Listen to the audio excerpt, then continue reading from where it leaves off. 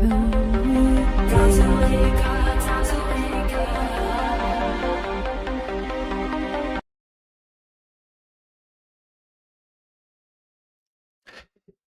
game. Exit game is what we're talking about today. Leaving through the narrow gate. Thanks for joining me, everybody. I'm JayDreamerZ. You'll have to bear with me. I'm a little bit under the weather, but we're going to push forward with today's presentation anyway. We're going to talk about the labyrinth. We're going to talk about the narrow gate. We're going to talk about physical, actual, real, literal paradise that I believe exists on Earth, which is the subject of my second book called Return to Hyperborea. So let's start things off here. Hopefully you guys can hear me okay in the chat. Let's start things off. Let me get my notes with the Earth maze. So there's labyrinth symbolism, there's maze symbolism across time. It's one of the oldest symbols that exists. And there's a reason why as well. Many people are going to internalize it, and they're going to say it's an inward journey, and you know, you have to find yourself, and I agree with that. I agree with all of that. To know thyself, as the old maxim says. But I believe there is a physical, actual, real paradise on Earth. And I think I know where it is. I think that many people used to know exactly where it was. And so the labyrinth oftentimes is symbolized as eternal. But in reality, there's an actual real labyrinth to be found on Earth. And it's shown to us over and over and over again. So, going inward, knowing yourself, and inner reflection. So let's consider this. Let's consider this ancient motif symbolizes a real and physical place on Earth where there is actually an Earth maze, and that there is some kind of goal at the center of it, right? So why inward? If it's a maze, isn't the purpose of a maze usually to get out of the maze, right? Typically, yeah. Though you wouldn't, the purpose shouldn't really be to get deeper into the maze, you know what I mean? Unless there's some reward at the center. Unless there's something to be had, something profound, something of value in the middle of that maze. Or if getting to the middle of the maze means finding the exit. And if there is a physical maze on Earth, which I'm going to show you exactly where I think that is, then that means that there's a physical exit to this Earth game that we're playing. So that's what we're going to take a look at, the labyrinth symbolism, getting to the center. I'm going to show you many movie references a little towards the end as well, but we're going to go back even further than that. If you're in the chat, feel free to share with us what you think the oldest representation of the labyrinth is. Right? The oldest representation of the labyrinth. Many people would probably guess, and they would say the Minotaur, right? The labyrinth and the Minotaur. The part man, part bull, waiting at the center of the labyrinth as unknowing bystanders walk their way through trying to get out, and he's somehow hunting them down with a bloodlust. That is pretty old. We're going to talk about that one. It's not the oldest, though. That's the Minoan labyrinth and the Minotaur. That dates back to about between the 8th century BC and the 5th century BC. There were many different depictions of the Minotaur in the labyrinth. A man-bull. Is there such thing as a man-bull? No, there's not. Not that I know of. But there is something that people saw in the ancient world that to some resembled a man-bull.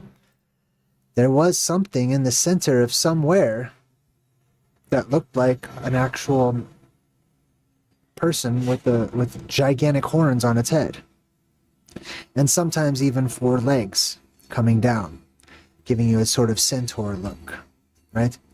So these are some of the earliest depictions Now, oftentimes you'll have Theseus in here killing the Minotaur, as the legends indicate that Theseus killed the Minotaur. There's other gods that, are famous for having killed or slayed the bull. But there is a reason. They're all the same. And if we use comparative mythology, we can go back and we can piece it together and understand, if we put together all of these clues, right? Stick figure people, Atlas poses, labyrinths, and, one-eyed gods and bull gods, and all of these things, they're related. These are actual places in the world and events that took place that have become cartoonified, or what I call cartoonified, right? So oftentimes they'll put the Minotaur in the middle. Now this Minoan labyrinth, right? This was said to be built to house, to keep trapped this monster known as the Minotaur. Why not just dig a pit? Why not just make a cage or something? Well, now people have to make an excuse. And they say, well, it must have been really strong. No cage could hold it. No, we're talking about something else. Something more to the story is happening with this Minotaur at the center of the labyrinth. The Minotaur is not typically found just roaming about. I mean, you can have him portrayed as such, but oftentimes he's right there. The Minotaur is in the middle of the labyrinth itself. This part man, or this man with the head of a bull, or horns coming out of his head, kind of resembles Pan, or Satan, or the devil, the typical man-goat, or man-bull, or man whatever. Now, this labyrinth in particular, this one from ancient Greece, was built under, allegedly, the Palace of Knossos. Knossos. That's where we'll begin. And we're going to take a look at this palace under which the labyrinth was built. Knossos. You see that? Underneath this palace was where this labyrinth was built. The Palace of Knossos is the place of knowledge. The place. Where is the place of knowledge, according to antiquity, according to creation accounts? Knossos. We're going to take a look at that. Now, this is a depiction of modern day, what I imagine to be Greece. But there is an ancient Greece. That's nowhere near the modern day Greece. There is an ancient Mediterranean that is nowhere near the modern day Mediterranean. There's an ancient world that has been hidden, that has undergone destruction and catastrophe and cataclysm, and those inhabitants left that world. And in all the new places where they settled, they renamed the new places and the new mountains and the new cities and the new rivers after the old ones. Knossos,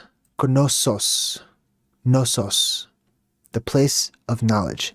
This is the exact same word as gnosis, like hypnosis, right? It means strong or very strong with knowledge. And it implies somebody that is extremely knowledgeable. Okay? Now, where does this word come from? And why does it start with the letter G? We don't pronounce these two letters together. The G and the N together are one word in antiquity. The O afterwards just means of. It's a connector. It means of. So, gno, as in gnostic or Gnostic or Gnosticism, it means to know. As you can see right here, if we look up the root of it. Why does it mean that? Because the G and the N are the root of it. I'll explain the G and the N in a moment. What is the os? Os means strong, at least in Hebrew. If you look it up in Old English, right, or from Norse, os means God. Os as a suffix means that's strong, godlike, very exceedingly strong. Os, or az, right, means stronger than strong. right? It's a redundancy, and it implies extremely, extremely strong, right? Or, because one means God and the other also means strong, you could say strong God, mighty God, right? So what is Gan Os Os, or Kanos Os, which is the place where this labyrinth exists?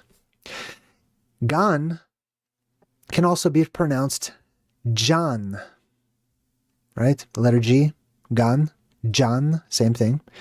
This is Gan-os, or Janos, who also has horns on the top of his head, similar to a bull or a goat, or however people want to interpret that. You could say it's the moon or whatever, right?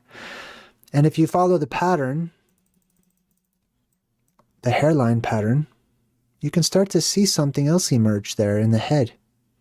Interesting. Gan-os, or Janus, is always oftentimes depicted with this staff of power and a key. The god of doorways, the janitor god who cleans the world at his appearance. Gan, as in Gan Eden, means garden. Gan Oz means strong garden, powerful garden. So here we have it in the Hebrew, down at the bottom. It's read right to left. G-in is Gan. It means garden. Right? In the Greek, they replaced that with a K. So kanos os, or kanosis, right? And then this word right here means Eden. A-de-in. This is very interesting. We're going to check it out together. I explain this in my second book as well. We start at the Garden of Eden in my second book. This is how you spell Eden in modern Hebrew, up here at the top. Don't worry about these little dots underneath. These are just vowels. They're designed to force a particular pronunciation. But down here we have some of the hieroglyphic forms, or the picture forms, of those exact same letters. Originally, letters were pictures. The ah sound, there's two different ah sounds, okay? But one of them, this one in particular, is ayin.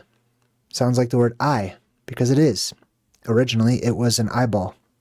The da, or the dalet, or the delta, was originally, this kind of looks like a tongue sticking out of a mouth, which is appropriate if you understand where it comes from. But it means doorway, okay? So the eye, the door, and then this lightning bolt looking thing means life. It's energy in the form of life. Sometimes it looks like a squiggly line with a ball in the front, which I believe to be a plasma ball, leaving its little trail of energy behind it as it ionizes the gas as it goes. But this is what Eden means. It's the doorway of life under the eye. The eye is the eye in the sky. It's a portion of the firmament that droops down, and that's the eye in the sky. So spelled right to left, it's Ayin Dalet Nun. Eden is the place where you open the door and enter the pathway that leads to life. Now, something else of interest is these very first two letters over here, right? The eye, the eyeball, and the doorway, or the triangle. Just alone, without that little squiggly line over there that means life, those two words, ad, like AD,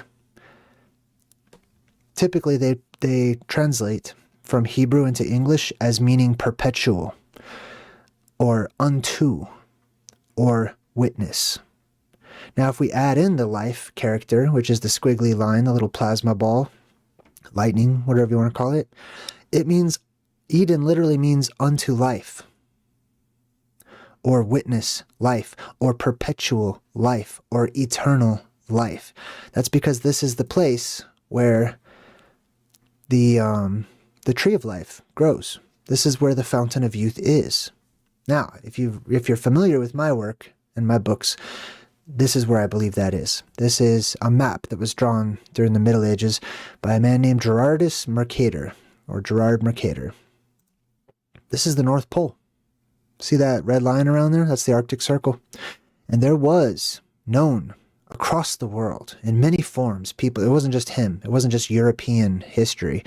Everyone on Earth knew about this land at the center of the world, cross-sectioned by 4 rivers, with a holy mountain at the center, and indrawn seas, encircled by magnificent, exceedingly tall mountain ranges.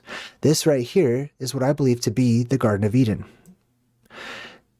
We're going to focus on these mountain ranges that go all the way around the Garden of Eden. The Garden of Eden is said to have one main entrance or exit point. These walls are the reason why. Outsiders cannot come in past these walls. There is no technology where you can fly into Eden once Eden actually appears, because there will be so much electromagnetic interference, your planes would just fall out of the sky before you even got there. Or they'd be attracted to Mount Meru and crash.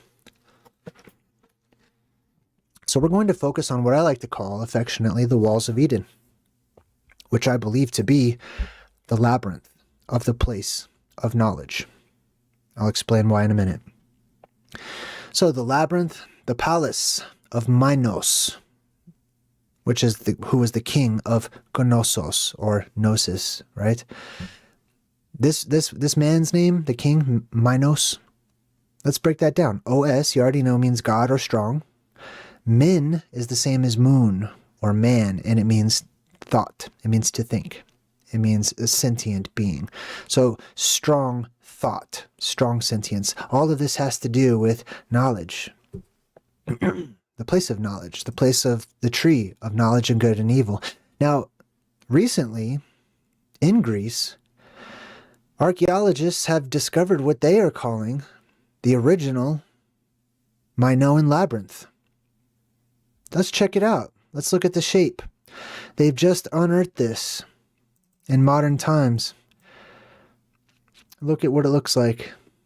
And they're saying this is the structure of the labyrinth where the Minotaur haunts. Does it look familiar? Because it should. Right? We got this outer ring circle, this inner ring, the cross sections. This is the map I just shared with you at the Arctic, at the North Pole, right? It's a circular land with what I call the Rephaim mountain range, right? The Rephaim were the giants, but Rephaim itself means healers. These are the walls of healing. Once you go past these walls, you start to become healed of various things, okay? Your mind is healed, your body is healed, your spirit is strengthened. So yeah, this was an interesting recent discovery, and it's interesting to me that they're saying that this is the labyrinth, right? It's this place right here is what it is. People made types of this all over the place. Why? Because they could see it from various places in the world. How could they see some place at the North Pole from, you know, modern day Greece or whatever, right? They just looked at the sky.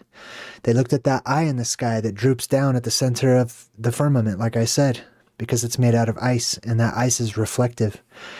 And all of these geoplasmas erupted, and they lit up the sky. And that sky reflected what was down below. So the people saw this right here simply by looking up. They just drew it. But there are many different types of this labyrinth, right? This is the labyrinth that you need to get past in order to get into the Holy Land, to the temple of God, to the Holy of Holies, to terrestrial paradise, to Hyperborea, however you want to call it. There is a calling to return to your home world, to a place that feels right, a place that is inundated with energy constantly, that just naturally, a byproduct of just living there, is happy feelings, good health, long life. This is seen in Westworld also, right? There's this whole maze concept all throughout the land of Westworld. And the mesas back here, those are related to the word maze. I'll show you in a minute. But in the TV show Westworld, in the TV series, they have a couple of different mazes actually. And they represent the robots' journey to escape the world that they live in, right? And they represent that by this maze here. Now, as you can see, this maze isn't much of a maze because it's got weird openings and stuff, and it's got this circle in the middle that's completely closed off, and it's an eyeball. But it's also a human's body. The legs are squatting. The arms are raised. and there's a circle directly above, almost as if the head is decapitated. People saw this. This was something that was seen in the ancient sky, in the Hyperborean skies, in the Atlantean skies, in the Arcadian skies. People saw a particular shape. It was a shape at the bottom. They saw light that bowed downwards like a dome. And from the middle of that dome shot upward into the sky a beacon of energy, a light that the higher up it went, it started to spread out. And people would see that. And way high above the spread out arms, they would see the apex dome of the firmament, circular, or if you're far away, oval in shape because it was lit up. And so they saw this headless man or this one-eyed god off in the distance guarding this labyrinth and this paradise. And they drew it. So some of the older depictions, besides the Minoan labyrinth with the Minotaur, is recorded on petroglyphs across the world, where you have mazes on rocks. This one, I used to live right down the street from this one. This one's in Hemet, California. I went to high school in Norco in Southern California. It's like not too far away from right here. But as you can see, there's this central square area. Now, oftentimes they'll make the labyrinth square, but originally everyone knows the labyrinth was circular. It was a circle, and the point was to get to the center of it, right? Sometimes they'll make it square. But this same exact maze that's drawn on a petroglyph wasn't because ancient Indians were high on peyote. It's not because they were bored. It's not because they wanted to create a new form of entertainment. This is where Pac-Man comes from, by the way. Remember, people could look up into the sky and see what was below. They could see the labyrinth by looking up at it in the sky. But they also had to look through all of these energetic balls of electricity that were floating in the sky, which gives you Pac-Man. Here's another form as well of the maze that was drawn in petroglyph form. Here's the mountain that shoots the beam upward, and it spreads out. Sometimes those arms go upwards, sometimes they curl downwards because it's plasma, it's fluid interacting with more fluid. Here's the same thing, the mountain, the beam shooting up, and then it spirals upwards, especially if the sky opens up and depressurizes, all of that plasma is going to spiral. Just like your sink, when it's full of water and you pull the plug, it spirals, right? Now let's look at some more ancient forms of the maze coming from and stemming from the Dark Ages. One of my favorite times to study is the Dark Ages and the medieval times. So in this particular maze, right, we can see that you want to get to the center once again. So let's take a look and see what is at the center, because if my theory is correct, we should see a lot of paradise symbolism. Now, keep in mind, to one person, they'll see paradise. To another person, they'll see hell.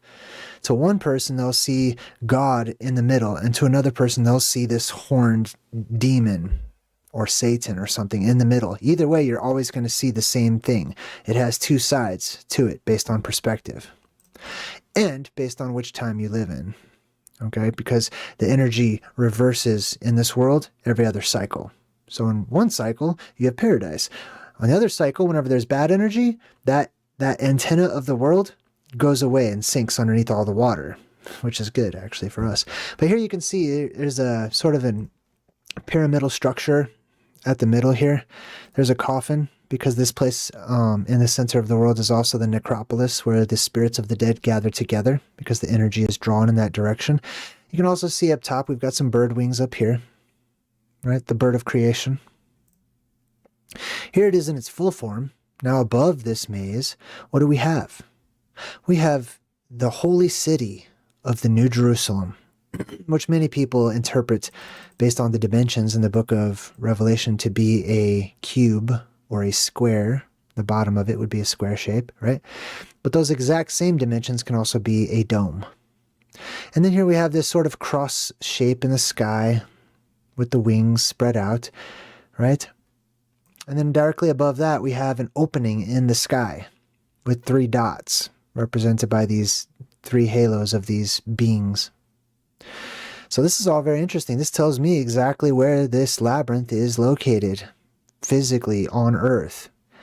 Beneath this structure is where we will find this labyrinth. This is the hole in the sky, or what I call the apex dome, right? It's not a complete circle. Notice that too. I want to point this out to you. A lot of people would look at this and think it's just cut off. This is a whole circular cloud. No, it's not. It's a dome that's drooping down from the firmament. Now let's look at some other medieval drawings of the labyrinth and see what people put in the center of it, because that's the place of value, right? In this particular one, we've got a double tree, right? We've got this, these are the 2 trees from the Garden of Eden, right there, smack in the middle. This tells me the Garden of Eden is on the other side of the walls of that labyrinth. Notice how there's only one entrance, right there. Boom. Those are the walls of Eden, sometimes also called the walls of Jericho. Here's the one entrance, right? Notice the entrance is through a gate. That gate is narrow. It is a narrow gate. Why? Because there's huge, tall walls, earthen walls. This is not man-made. None of this is man-made, okay? This is earthen-made. The earth makes this, and it remakes this every cycle. And therefore, you could never memorize how to get through it. It's going to be a different form, a different shape every single time, with some exceptions. At the middle of this one, what do we have? Well, if we take a look, we can see what look like some pillars in the shape of people or something, a canopy, a house, and there's a tree growing right up out of the center of it. Why? Because that is the tree of life. That is the fountain of youth. It's not an actual physical tree. This is not a tree that has leaves or bark or anything. It's just tree-shaped. This is a beam of geoplasmas. There is, remember I showed you that mountain at the center of the world on that map? That mountain is a volcano. That mountain has a huge opening in the center of it. And a zephyr, inner earth winds, rise up from it. When the inner earth depressurizes, those winds come up so fast, they turn into plasma. And you have a beam of light acting as the trunk of the tree of life that shoots up. And then it creates little plasmoid instabilities that curl around and create a toroidal field around it. And it'll keep doing that as it rises. It'll make another one. It'll rise. It'll make another one. And this becomes Jacob's ladder. And this becomes many other types of symbolism that we see often. Here's another one. The labyrinth with a big old tree right in the middle of it. Well, what is so important about this tree? Why would you want to go all the way through this crazy labyrinth that looks like this one alone would take you hours to get through? Just to get to, is it for fun? No, it's for value. There is something of value at the middle, and the thing of value is the tree of life. That beam of energy rejuvenates your body at a cellular level. That beam of energy is cold plasma that will eradicate bacteria, microbes, viruses, cancer. It will heal all of the nations who go to it. Sometimes in the middle of this labyrinth, you'll see that we have a horse. This one has wings on it. You know what that means?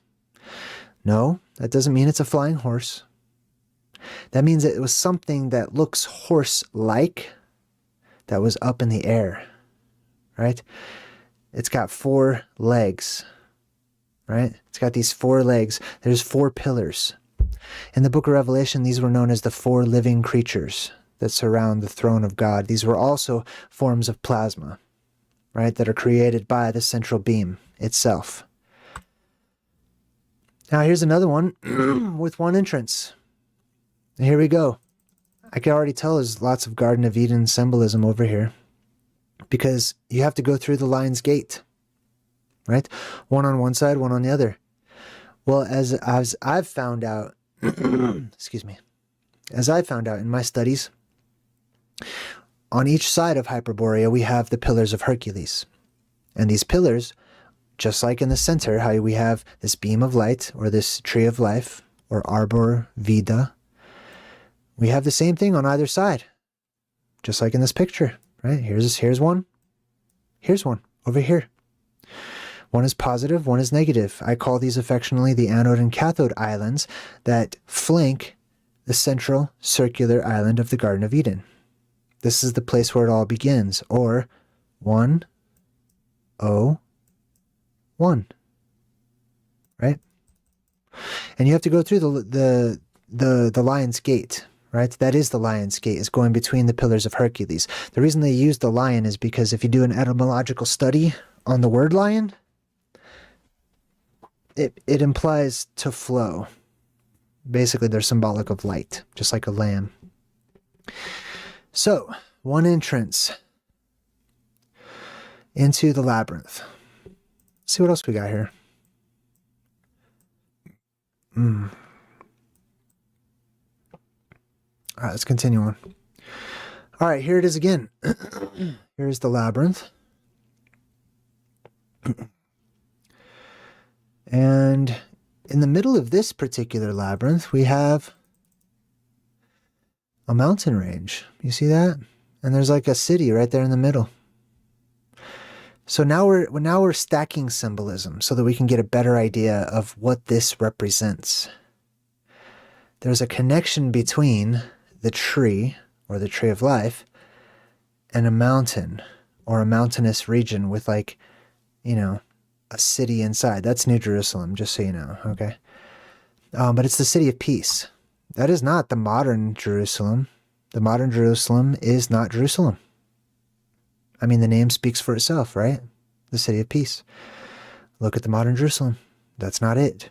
There was a different place. Plus, it should be at the middle of the world, or the heart of the world. This one has a dragon at the middle, which is plasma. This is the serpent that guarded the tree of life, right? It has wings. So just like when we look at the horse that had wings, we know there's no flying horses. I know there's no flying snakes. There's snakes we call flying snakes, but they glide. They just fall off of trees. But there is no winged snakes. It's symbolic to tell you that whatever it was serpentine like a snake, and it was in the air flying.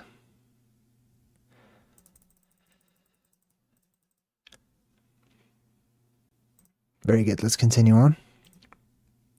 Sometimes they put Jesus right there in the middle. Like I said, people can internalize this all you want to. You could say that, you know, the kingdom of heaven is inside and you need to go within, etc. But then again, Jesus also says things that you could take literally and sound very physical, like there's an actual physical kingdom. Like when he says, I go to prepare a place for you. What is the need to prepare anything if it's already there and you just have to realize it and be a good person or whatever, right? This beam of energy is the light of the world, and it is responsible for creating the maze, which is that mountain range all the way around.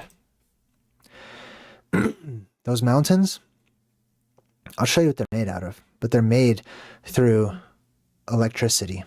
In the same exact manner as you rub a balloon on your hair and then you lift it up and your hair defies gravity and stands up, attracted to the electrical current. So in the middle, you should find Jesus symbolism. You should find Jerusalem symbolism. You should find the center of the world symbolism. You should find the tree of life and the fountain of youth, because all of these things are synonymous with one another. Now here, things get really interesting. Here we have this labyrinth and this guy who's just resting his face on his palm, which I've seen many different times.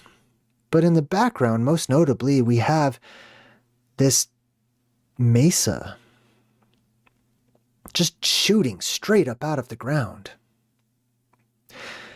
Modern academics would have you believe that all the way around that used to be earth and it just eroded into that shape. Or they'll tell you, oh, that's the center of a giant volcano that eroded over time and it just left the volcanic plug, which is how they describe Devil's Tower.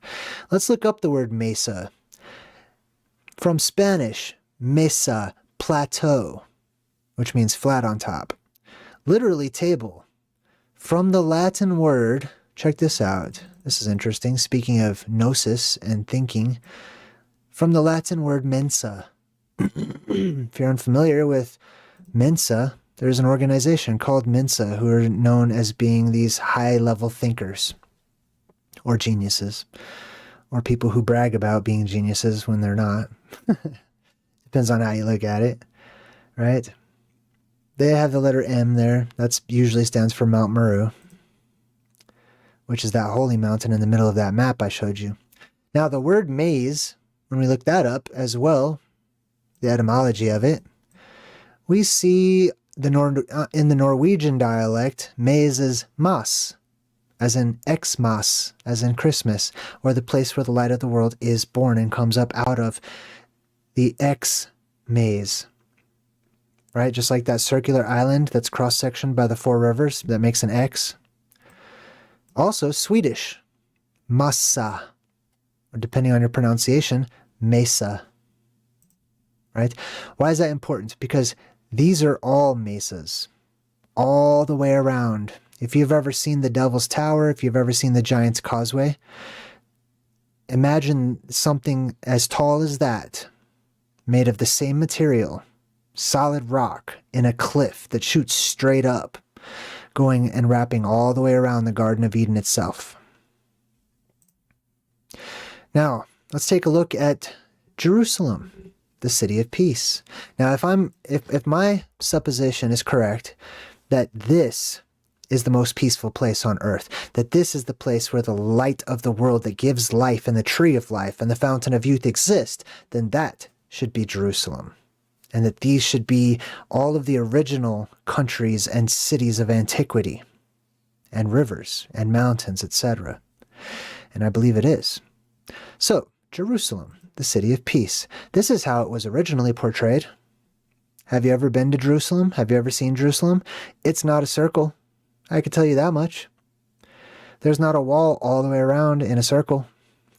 So why did they draw it like that? Unless originally it was.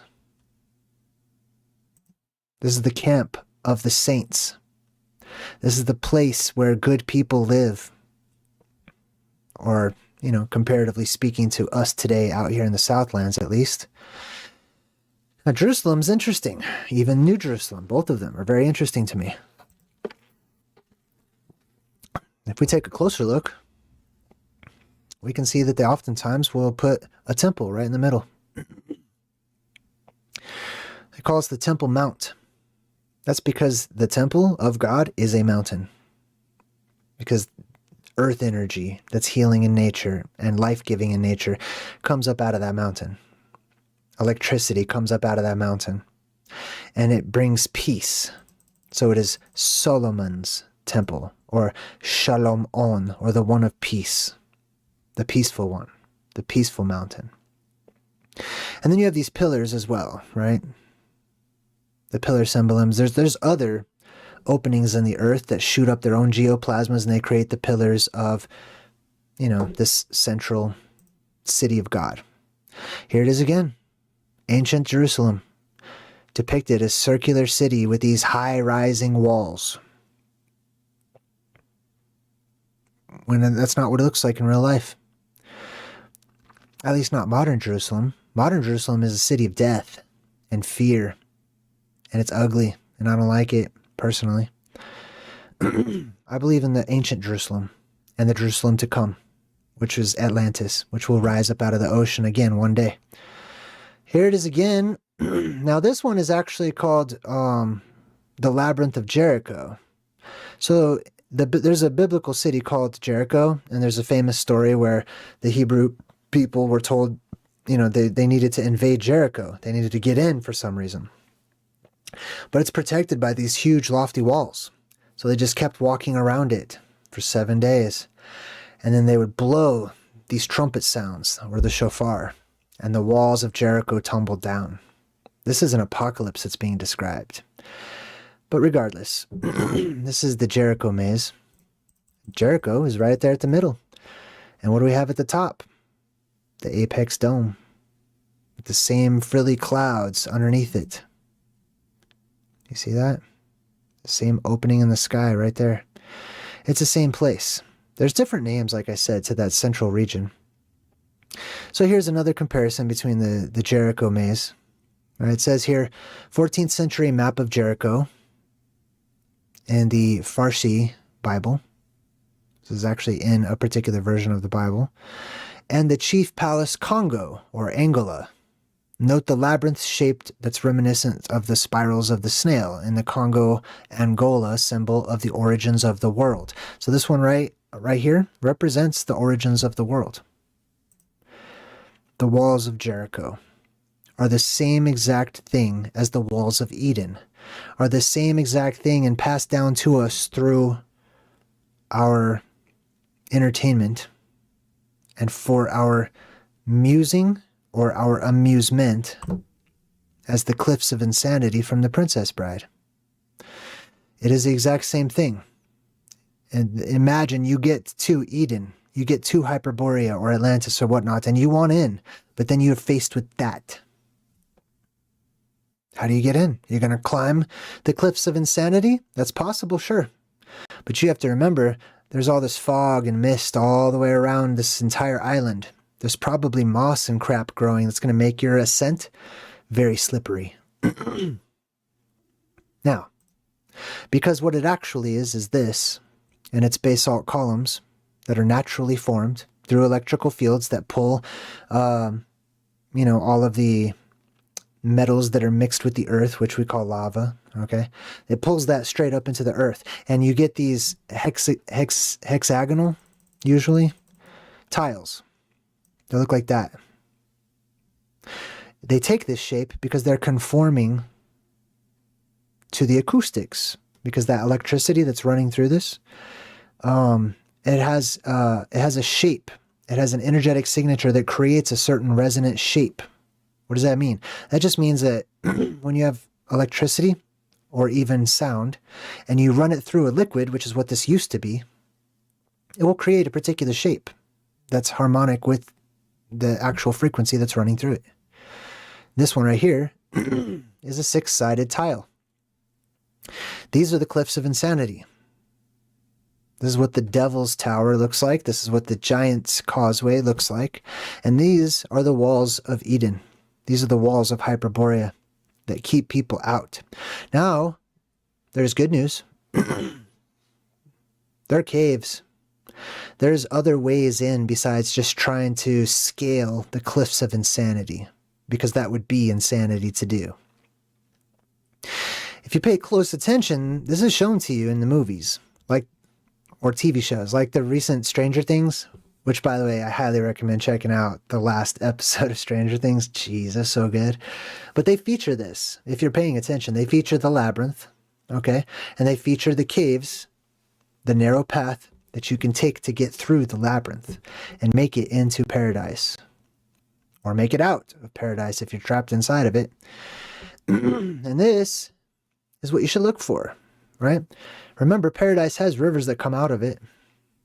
One of those rivers is said to be made so low at some point that it will make way for people to come in and out of it, or in and out of paradise.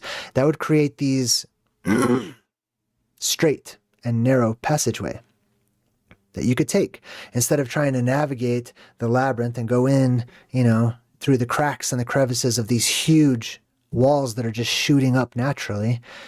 You could look for the narrow entrance, the narrow road, and it will be narrow. I keep using that word because it's a quote from Jesus in the Bible. And he says, "Small is the gate, narrow is the road that leads to life, and only a few will find it." Now, of course, people can internalize this. If you'd like, that's fine. I think everything's fractal and holographic, so I don't have problems with people that internalize everything. But I feel like that's unbalanced to just internalize everything and not to project it into the actual real world where we live, because they're one and the same. So these are some other things you can look for. Cave systems that go through the walls of Eden.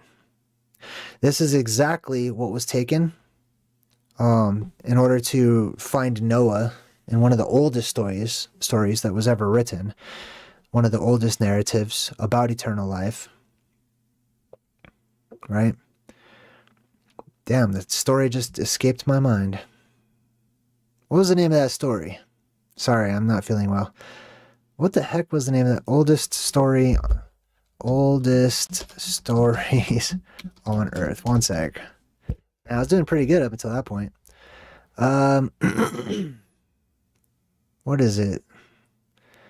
It's I just have Epic of Gilgamesh. Duh. Okay.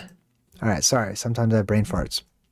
So in the Epic of Gilgamesh, which is one of the oldest stories, I highly recommend you read that book because it's real.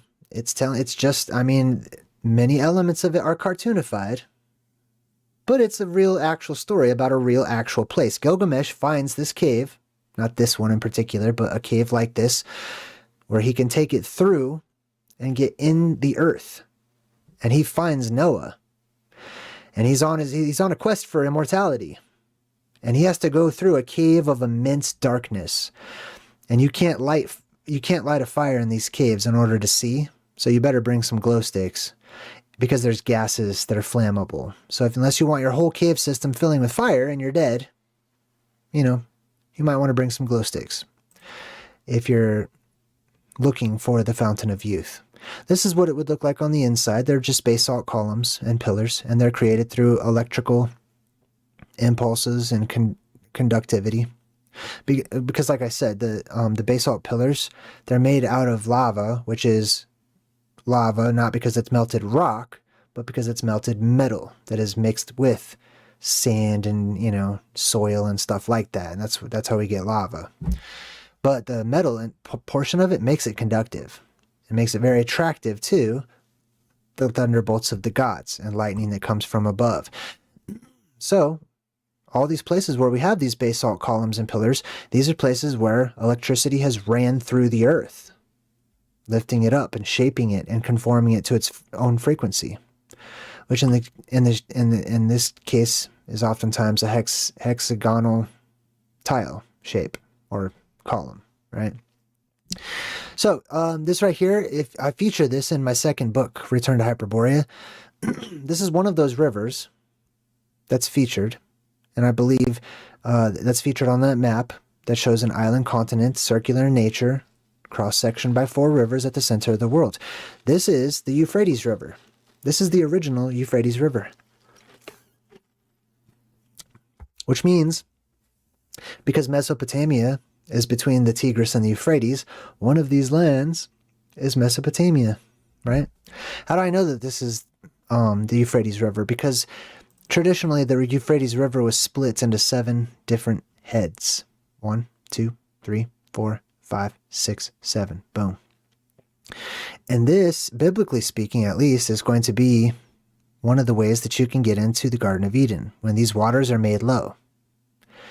Now I imagine that this is not flat land between each and every one of these rivers, okay?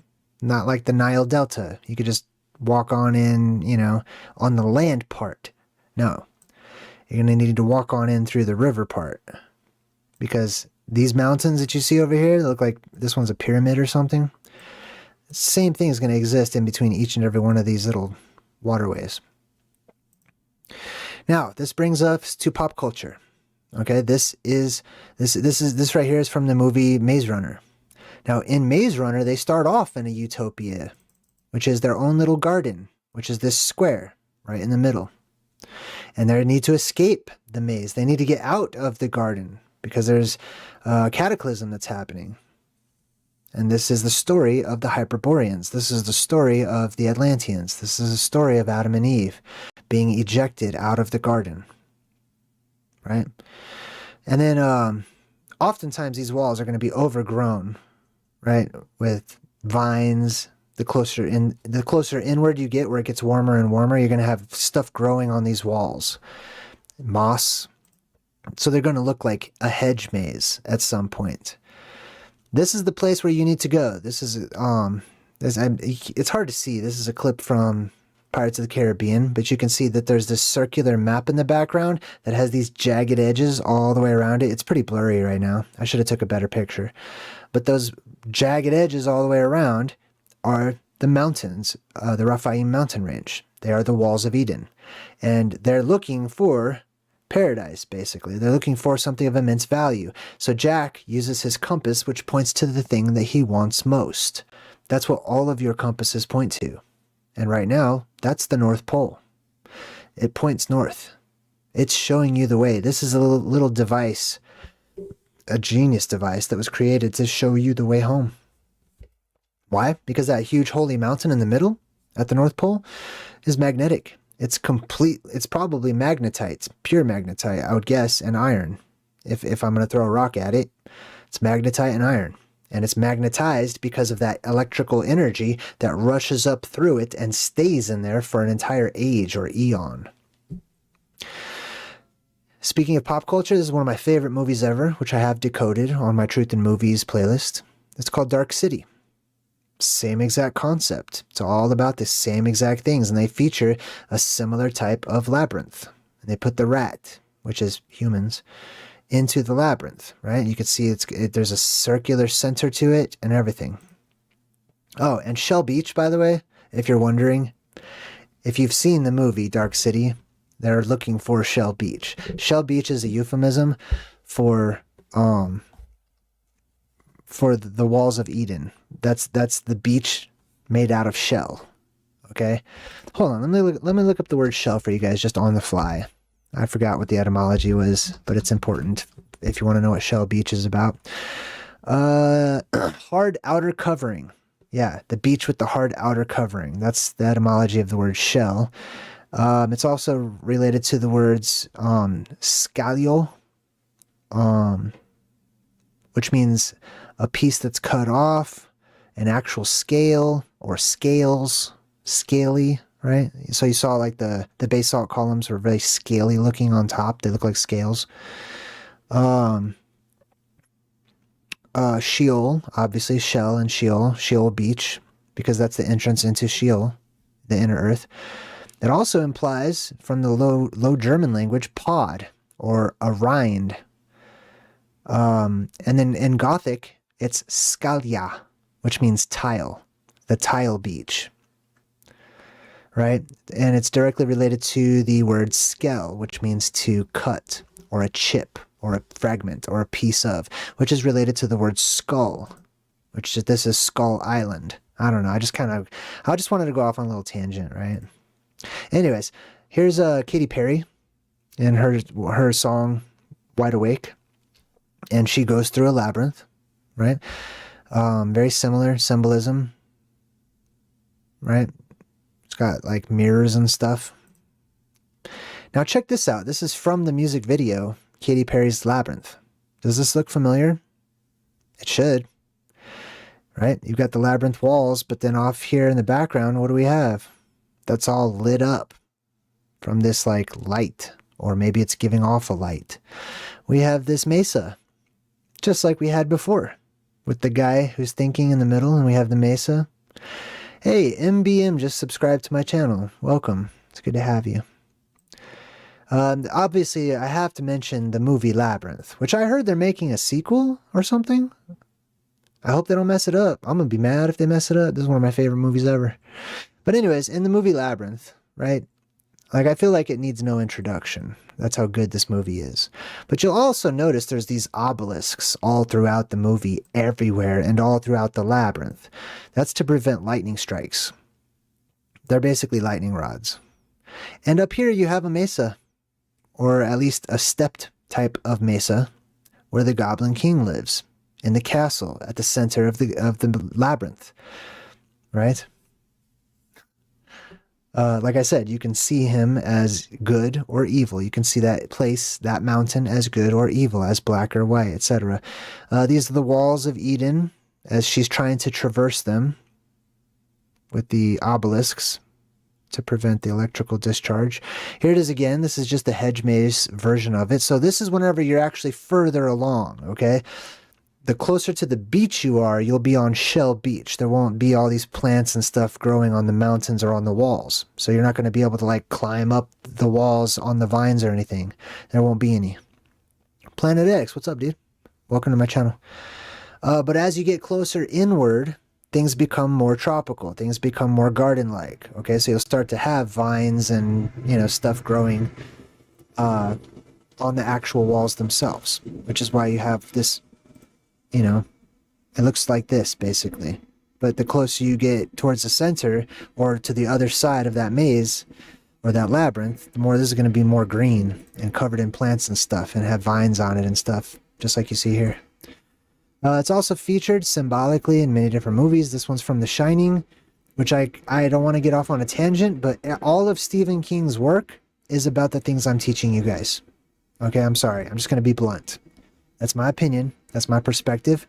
But me and Stephen King and many other people around the world somehow are tapped into something. Okay, I don't want to make it sound like I'm bragging or anything. I don't even want to. But I'm telling you, the whole Stephen King universe. Okay, he talks about the shine, which is telepathy, and anyways, it's all related. If you like Stephen King, I'm sure you probably like my channel and vice versa. But anyways, he's got his own little labyrinth here too. And he's overlooking the labyrinth, the overlook, right? Alice in Wonderland. So she has to go through the labyrinth to get home, right? This is at the end of the movie. Whenever she's being chased by the deck of cards and the Red Queen and all that, right? They're painting the roses red. She has to go through the labyrinth in order to get home. And you know how she got into Wonderland? She crawled underneath a tree. That's where the rabbit hole was underneath the tree, that's from ancient alchemical work. It's the tree of life. Same thing is shown to you in Pan's Labyrinth, which by the way is in Spanish. But if you watch Pan's Labyrinth, right, obviously you have Pan, who's part man, part bull, goat, whatever you want to see, right? It's the same stick figure. It's this right here, okay, essentially. And then it's got horns that come up off the top of it, just like Janus or Ganos. But this has a big rock. But the rock is growing branches. What's going on here? There's a rock in the center of the maze, as I said, and as I pointed out. That rock in the center of the maze is the Holy Mountain that has plasma that comes up out of it, electricity, which is why in this movie, which is In the Tall Grass, another Stephen King movie or short story, this is a hedge maze or a form of hedge maze, okay? Now in the movie, it's showing you like it's grass, almost like a corn maze or something, okay? So they take some liberty with that. But in the middle of this maze, in the movie In the Tall Grass, is this black rock. There's even a church of the black rock outside of this maze, but that's besides the point. When these people touch this black rock, their hair stands up on end, and they get like profound insight and knowledge into the deepest meanings of everything. And they suddenly know, you know, what everything's all about. And that's because there's electrical signals, that's earth energy, you know, from the halls of Amenti, deep down inside of the earth, the Akashic records. And they carry that energy. They carry all the memories and stuff through electrical fields. And this is that black rock. Same one, okay? This is the Holy Mountain. This is the Mountain of Fire. This is the Mountain of Light. This is the Cave of Saviors. This is the Cave of Cycros, of Zeus. This is the cave where all of them were born and all of them will die. This is the place where the Phoenix lives, which is the cosmic bird of creation, which is that beam of light that shoots up and spreads out its aurora wings. And these over here are the labyrinth walls of Eden that are basalt pillars and columns. A really good visual, if you want a visual for this, this is shown to you in movies, but it's also shown to you in music videos galore.